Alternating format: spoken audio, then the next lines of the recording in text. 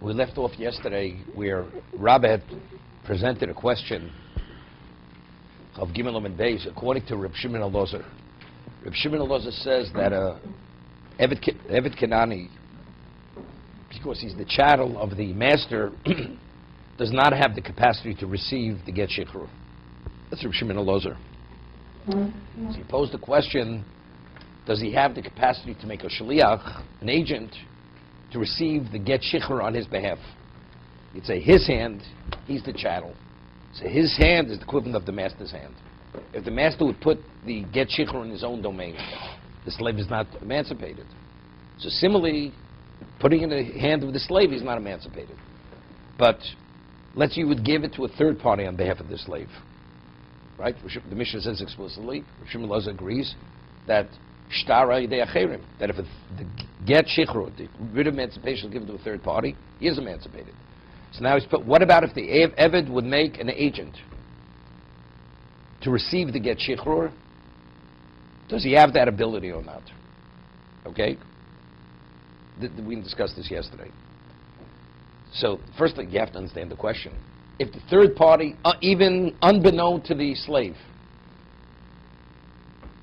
it's considered a sufficient act to emancipate the slave. So if the slave himself makes the agent, and the master is agreeable to give it to that agent, why should he be emancipated?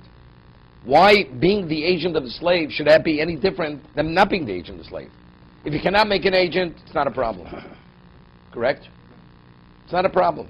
Now that he's made an agent, that's made it worse. Why does that make it worse? What added value does the agency provide? That's what Tosas addresses this, but just Tosas says it's worse. Why is it worse? So there's a Ramban and a Rashba that says something interesting.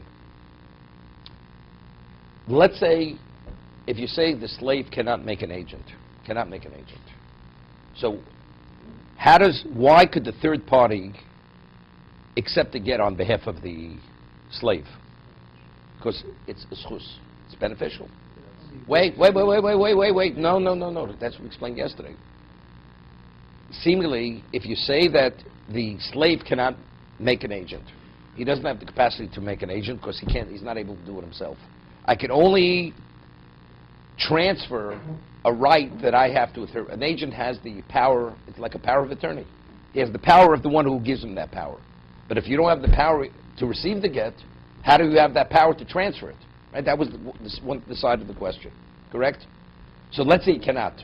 So now, when the third party accepts it on his behalf, he's not his agent. So let's say he's not his agent. So why is he emancipated? Because the Torah says when you do something which is beneficial to the person who you're doing it on his behalf, he's a beneficiary of your action, although you're not his agent. Right?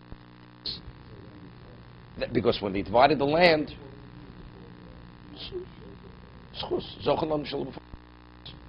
if it's a schus, you do something which is beneficial to a third party, and you have in mind that you want that person to be a beneficiary of your action, the result of your action is attributed to that person.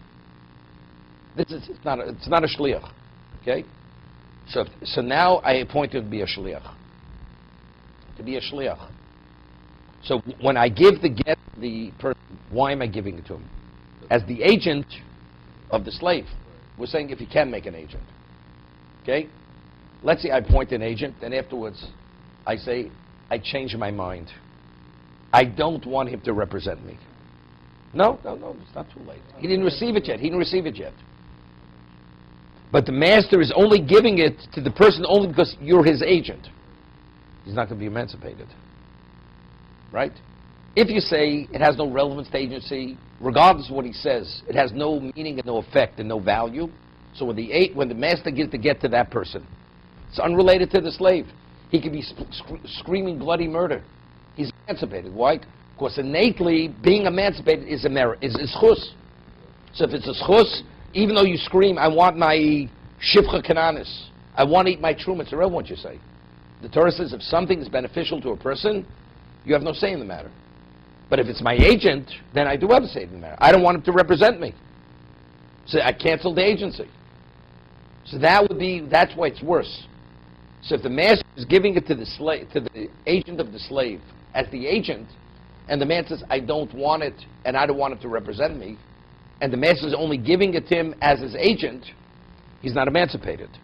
But if you say that he cannot make an agent, even though he appoints a person to come, the person who's receiving, it's unrelated to the slave, because the slave doesn't have the capacity to appoint an agent. So he's screaming bloody murder. I don't want it. Tell him what you want it.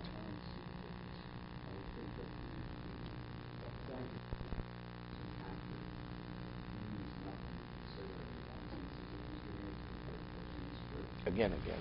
The master has a decision that nothing. No, definitely has. Definitely. Could the master emancipate the slave on a condition? Conditionally. Of course he could. He could do what he wants. It's a shadow. No. Again.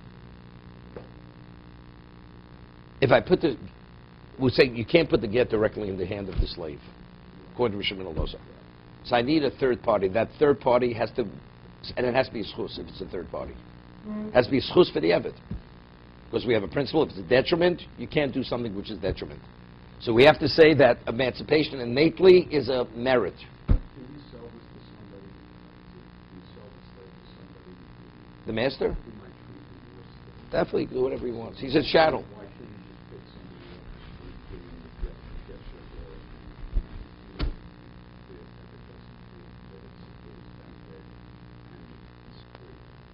if he could sell him to somebody who he thinks the Eved knows would treat him worse, and now it's definitely not a school. How can he do that? Permitted to do that? Why can't he just pick anybody off the street, anybody gets shifted in the high school? Why does the school come into Wait one second. You're asking the question. We discussed emancipation. Is it a schus or is it a detriment? To be freed. Right? That was the argument. Remeir.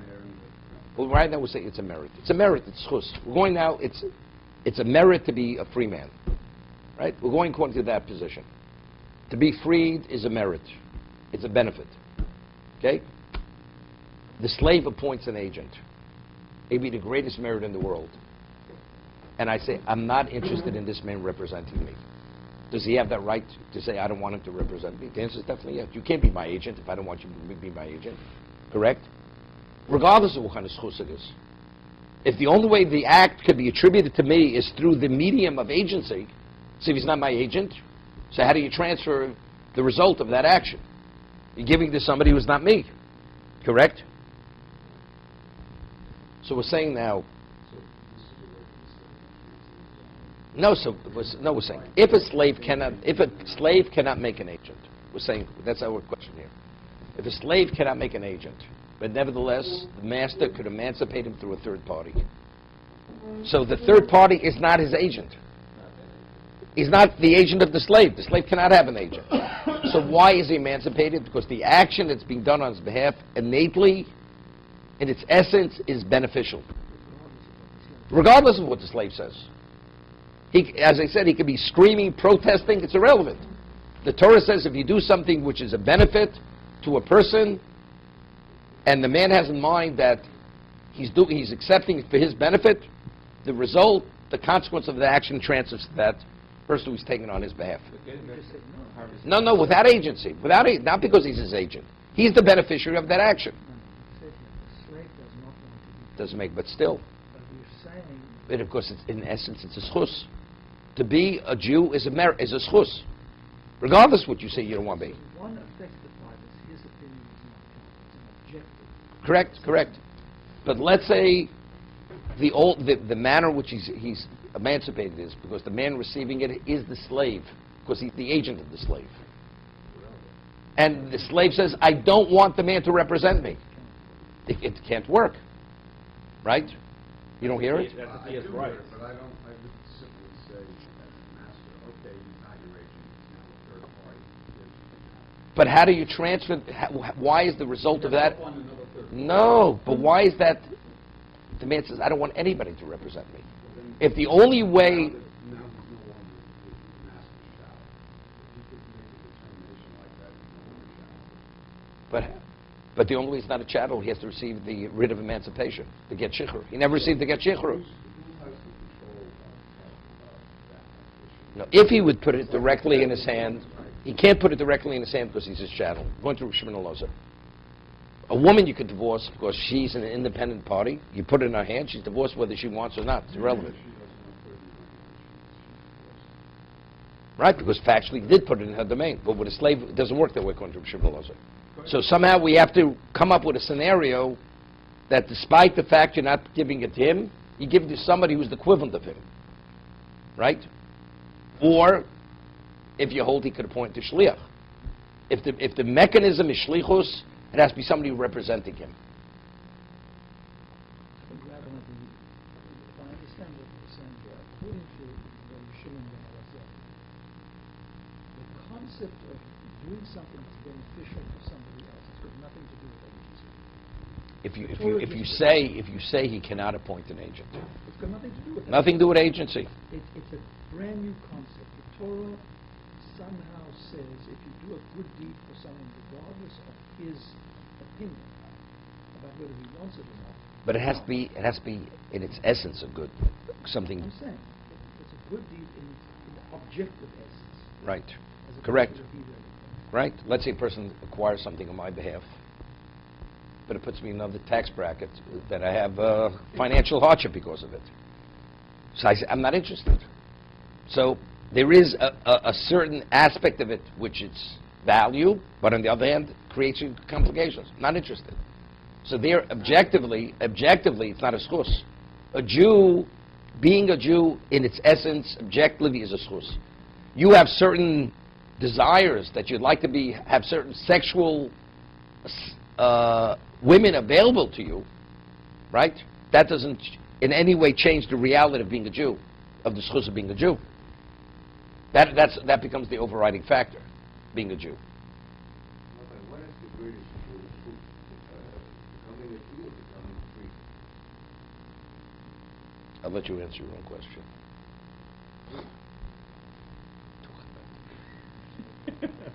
You cannot be a Jew unless you're free. Why? Well, as a slave, or are we talking about as free? No, as a slave. Said he's not a Jew. It's synonymous. It means the same thing. Yeah, but The word is not free, it means emancipated. The word's not free, emancipated. Emancipation means you're a Jew. If you're not emancipated, you're not a Jew. As free as the master lets him be free, it's irrelevant. He's free. Master, do whatever you want. And he doesn't emancipate him. He's not a Jew, but he's free to do whatever he wants. You have a dictionary. Released. And as a result of the release, there's a transition in your status. From non-Jew or quasi-Jew to full Jew. So, Rabbi, according to Shimon Elazar, Kesef has no issue with schus. It's explicit like that. Kesef is easy, because even according to a mayor it works. I understand. But with the shtar, according to Shimon Elazar, the issue of schus plays a part, you know. Is that what we're saying? It has to be a schus.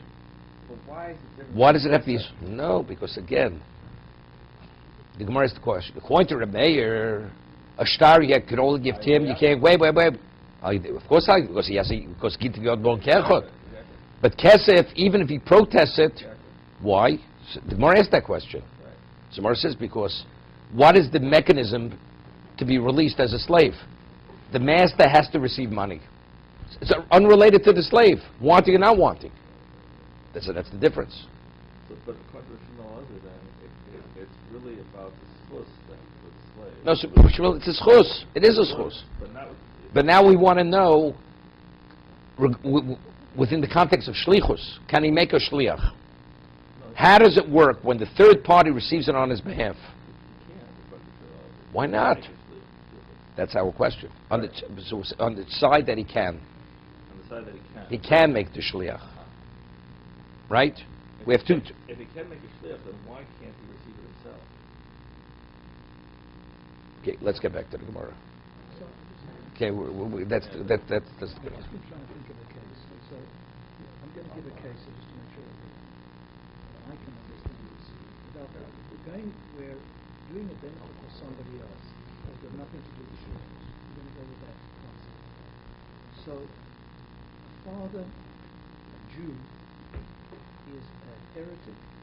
He has no interest in Yiddishkeit, and he has a son who wants to do a merit for his father. And the father allows him to use some of the money. The father's a wealthy man. So this son is going to take some of the money and give it to a yeshiva, do an act of kindness in Yiddishkeit, where the father is absolutely a blessing. So he has permission to use the money. He wants to bring the merit to the father. Will it work? We have to say yes. Definitely will work. No question. So Definitely will work. In the eyes of him, Is a beneficiary of the that. beneficiary of that act of chesed, even Correct. if he does not want it. But Absolutely does not He's want regretting it. him. no. Yeah, it's for a different reason. He won't get credit for it. You say to God, I'm not interested in the world to come. God forbid a person says that. He has no share in the world to come. God doesn't force himself on anyone. That's reward. That's reward. That's the person is a tzaddik in the last moment. He says, I regret all the mitzvahs I've done in my life. The whole record is canceled. It's wiped out. God, chas v'sholom, if the person says this. Right? So the act... The father doesn't even know. No, if he doesn't know, then he gets full credit. Full credit. He The gets son full. doesn't want to tell the father because he knows that the He's father. he's a full beneficiary of the action of the son. Of course, innately, it's a merit. It's a merit. Yeah. It works. It works. It's not agency then. It's not agency. According According to this. if you say the shliach cannot make an agent, it would not be agency. Okay? But now, we're getting back to the original question. So the way that it works, Okay. it's a chiddush. Yeah, of course it's a chiddush. It's a big chiddush. The way Tremendous. the Torah Right? allows that to happen. Correct. Because without a person's knowledge, Yeah, because it's chus. If you want to bring merit to a third person, and you have in mind that he should be beneficiary, it can be passed on. The value of the action can be attributed to a third party, although you're not his agent. but there are some chazal who disagree. with No, this. we rule halacha schis mitam shlichus. It is a shlichus. It's a shliach. So we never work this way. We rule it backwards. No. We never work that. No. Then According to the way we do it, then it's unclear. If we could say with absolute certainty he would not want to be his agent. He would not want him to be his agent. Then he gets no credit whatsoever. the scenario Correct. is okay. Correct. It doesn't, but never works. Wouldn't work. Would not work. Correct. So now let's get back over here. We're saying now could he make an agent? Could he not make an agent? But if we're saying it either way, he's emancipated. Because from Shimon Loza says the third party. Why being an agent? Why would that be a detriment? Why would that make it worse? So Tosas shows how it could be worse, as we just said. If the mechanism is not agency, and a third party receives it on his behalf, he's emancipated. But if the only manner in which he could be emancipated is because the third party represents him as a shliach, says the man says, I don't want you to be my shliach, because I'm opposed to freedom. So you can't represent the person against his will. That would be the halachic difference.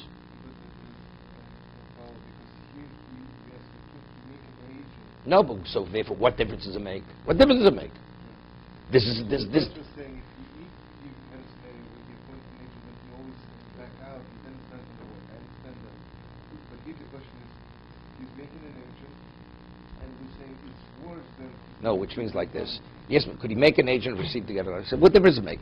Rav Shimon Loza says he's emancipated when a third party receives it. What do we have to discuss more than that? Is it agent or not? It's all the same. He's free. No, it's not the same. If he's an agent, he could cancel the agent. Right, but he doesn't as much as he wants. Again, because he can. If he can cancel, so there's a halachic difference. The agent says, I won't accept you. So theoretically, because he can prevent an action, then So we're saying, if it's an agent, that's why the third party could receive it. But if you should oppose it, then the third party cannot receive it.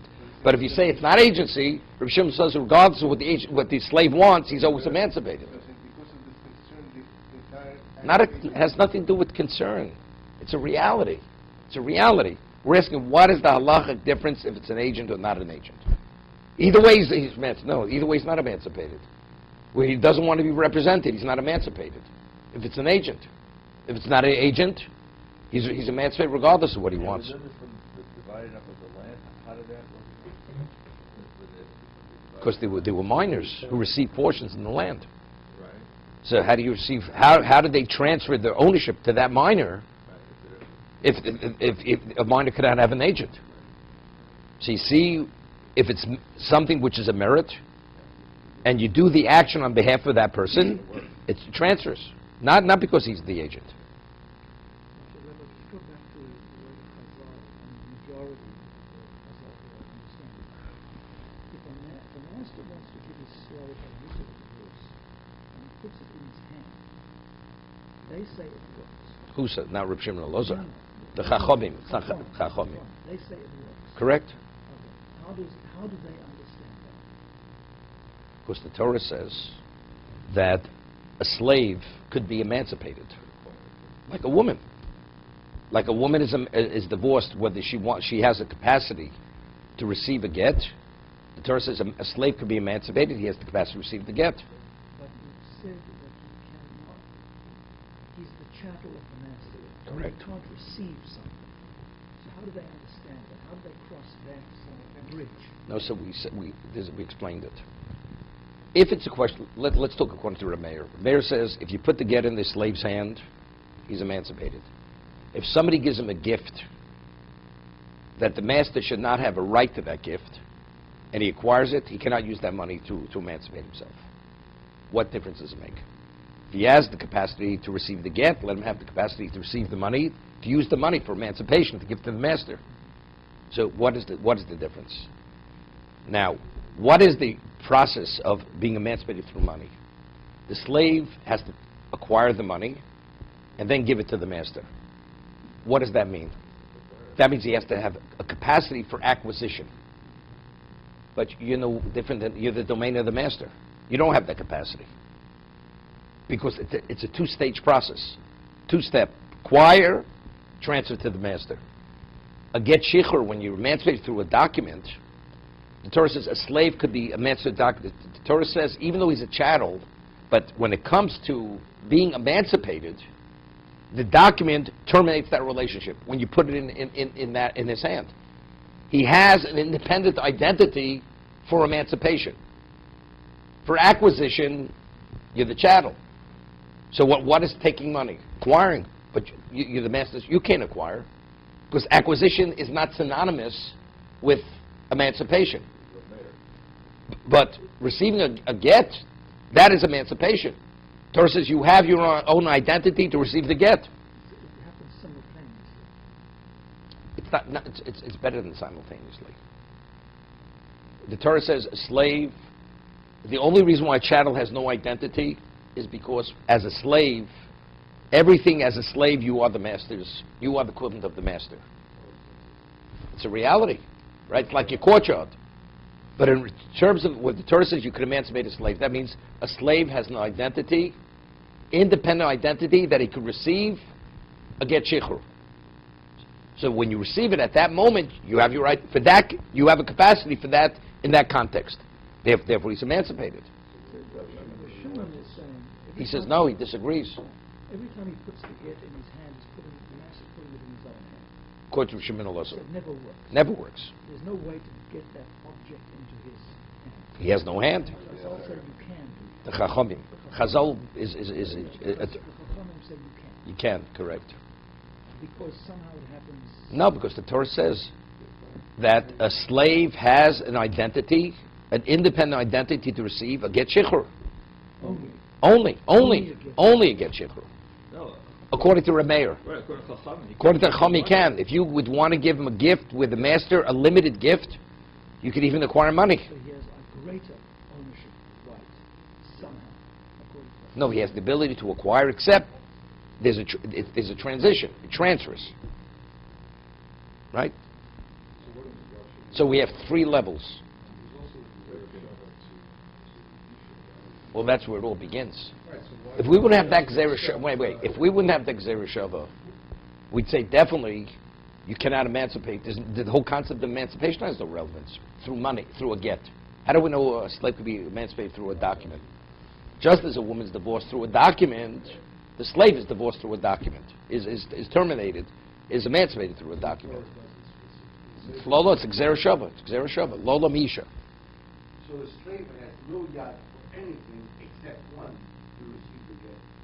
No, that's an argument. That's an argument. They're different. No, that's Rameir or the Chachomim. But according to Shimon HaLozer, he does not have a capacity to receive the get. Only a third party can receive it on his behalf, because it's a merit for him to be emancipated. And even about that concept, there's an argument. We have a question now. What exactly is the mechanic? How does that work? Right. It's also not- No, we're not splitting hairs here. It's just understanding it. Okay. So let's get back to the Gemara here. The question is, Eved Kanani appoint an agent to receive the get from his master. Since we have the Gzer, we're equating him to the woman, as the woman can make a shliach to accept the get on her behalf. The slave can appoint a shliach to accept the get on his behalf. Odil me'isha, or maybe the woman the motzi mekabelis, or mekabelis gito. Since the woman has the capacity to receive her own get, so when she appoints the shliach, what is she doing? As I said, it's transfer of power to the agent. Shliach nami motzi b'shavia. Therefore, she could appoint the agent. As I said, in English, it's very good. Shliach, agent. It's power of attorney. It's with power. You can't transfer power unless you have power. So if you yourself don't have capacity to receive the get, what do you transfer?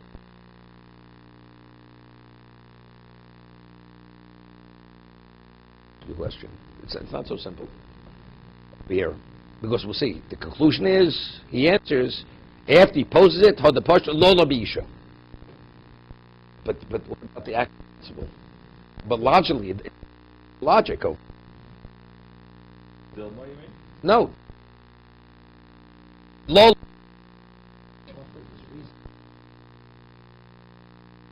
Based on differentiation, even if Shimon HaLozer says a slave does not have to receive help, even though we have Gzer Shel Lo L'Misha, right? But yet, regarding agent, you can't make the agent. How do you make the agent? If you don't have You have to power yourself. Okay?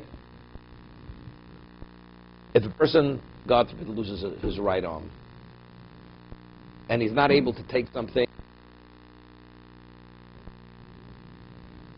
does not have either hand, and he and some, the one who take this and give it to that. Say, well, if you can't pick it up with your own hands, tell the man to do that act of using his hands to give it. You don't have hands. What is the issue there? The man's handicapped. It's a circumstance that he doesn't have hands, right? There's nothing innate in him.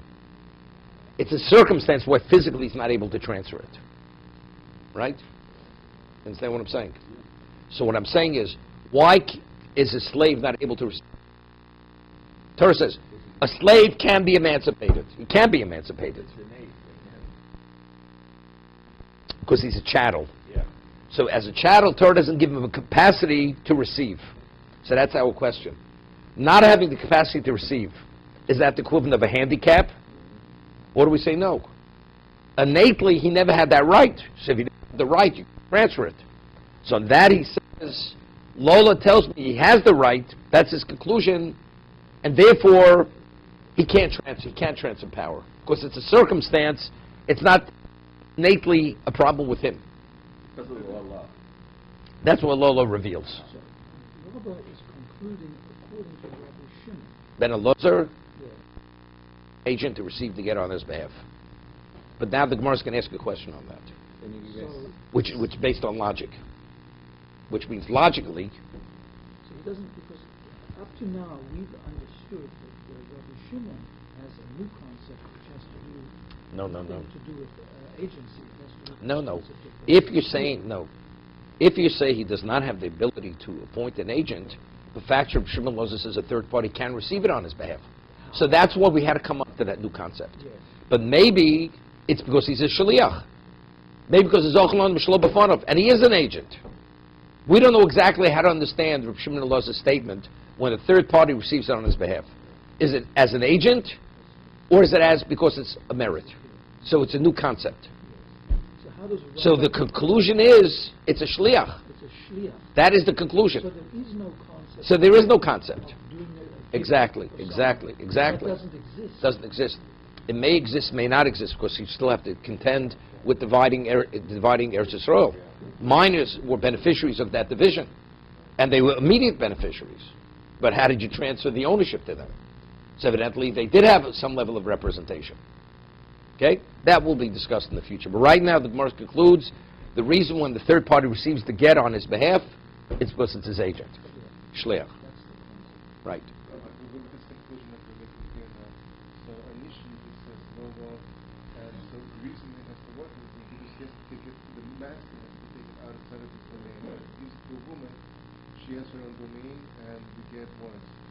And so the reason you have to use the third party, because if you give it to him, it's still within the master's domain, so that he's giving it to the slave, and he's giving it to himself. And Right. so I still don't understand how this shliach, if we're coming out that shliach works because for Marisha, then he's giving to a shliach who's ultimately taking behalf of the slave, who's ultimately taking back on behalf of the master. So how does it all work out? Okay. See, David asked the question 3 days ago, which is the question which you're asking. Yeah. The question he's asking is, if shlich shom kabosa means the agent is the equivalent of the slave, so if that's the case, the shliach, his hand is the master's hand. That's what he's asking, right? It was saying the reason why you can't give it to the actual slave himself is because his hand is the master's hand, because he's a chattel. So if the agent is the slave, hand of the agent, right? The answer is no.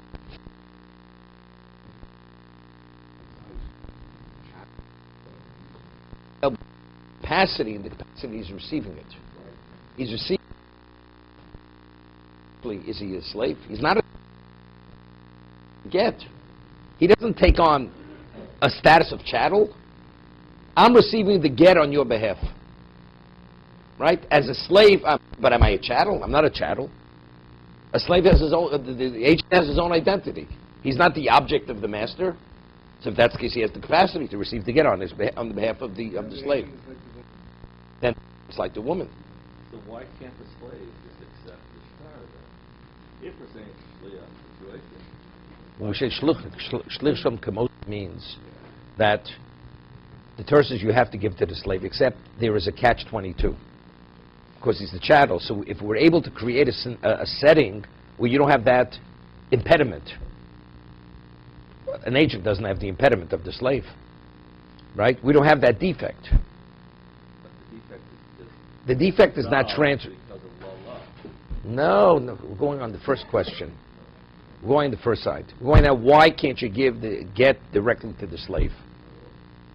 Right? Because he is the hand of the master. So if this agent of the slave is the slave, so again the agent is the master. Right? That's the question. The answer is he's not the chattel. The agent is not the chattel of the master. Although he's the slave. In halachic terms he's the slave. To receive the get. In regard to receive the get, I am the slave. Without the handicap. Without the impediment. Because is the agent the chattel? He's not the chattel. So if that's the case, he has the capacity to receive the get. But I just want to ask, if a woman, the husband can put the get in her hand, regardless of what she thinks about it. Correct. But we've also said the husband can appoint an agent to force that get on her. No. The husband could only appoint an agent to represent himself, to give the get to her. That's what I mean. That's correct. What about to appoint an agent on her behalf to give the get to that agent? No, Only she could do that. She does not want the divorce. Can the husband give the get to his agent and say, put it in her pocket? Yes. Now, how does that work? Why can't it work? He's He's the agent for the husband. For the husband, so it's not a problem. But how do we know that it extends, that right extends? It's based on a pasuk. The basis for agency is learned from get. That's where it's derived from. That's one of the sources of where agency is derived from. So even though it's against her will, he's standing exactly in the shoes of the husband. Correct. He has the power to do Correct. this. Because the chov is receiving the get. He's on the receiving end. It's on the receiving side, not on the giving side. Right? So you become a giver, but you're not the recipient. He can't say to the person, you be me simultaneously. The same principle then applies with a man emancipating the slave. You can do it through an agent. You can force it on the slave, regardless of the slave. Not according to Shimon Lozi, you couldn't force it. No, but that's the- Correct, 100%. Okay, What just about a woman who has no arm? We still can receive the get by putting in the shoe. correct. Okay. So what about the slave?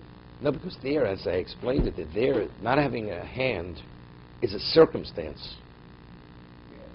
Here, it's in the essence of what the slave is. He does not have a capacity to receive because he is a channel. The woman, she has the capability to have a hand. She lost her hand, Right. but she has the capacity to receive. Right. So the slave doesn't have any reshut. Correct. He is the master. Yeah. His domain is the master's domain. The woman has a reshut even. Correct. So now the Gemara presents a new concept. Now, when a Kohen brings a korban on behalf of a non-Kohen, whose agent is he? Is he the agent of the one who brings the korban? Now, the Gemara says in many places that a non-Kohen is qualified to do shechita, right? To slaughter, whether it's korban pesach, any korban, a non-Kohen is qualified. But from receiving the blood going forward, a non-Kohen is not qualified. Okay? So now, a person makes a vow that he will not have any benefit from a Kohen, any Kohen. Now he has an obligation to bring a korban. Is the Kohen permitted to officiate on his behalf? He'll do the shechita, he'll do the slaughtering. Now the Kohen has to receive the blood, transport the blood, sprinkle the blood. So the Kohen will bring about atonement on behalf of the one who the man said, I will not benefit from the Kohen. Is the Kohen permitted to officiate on behalf of the one who said, I will not benefit from the Kohen? So Mor has a question in the Doran. If he's shluchid derachmana, if the Kohen is God's agent, not the person's agent, he can officiate. Because you're only a side beneficiary. The agency, I'm doing the agency of God, you're not your agency. Or do we say shluchid didan? Or no, maybe you're the agent of the one who you're officiating on his behalf. So the Gemara concludes, which we're going to discuss next week, that anything you're not able to do yourself, if you're not empowered to do it, there's no transfer of power. So if a non-Kohen is not qualified to go beyond shechita, how could he be your agent? Because you're not qualified to do it yourself. So that's going to be the Gemara's question. If the slave himself does not have the power to receive it, how could you have a transfer of power? Kaddish.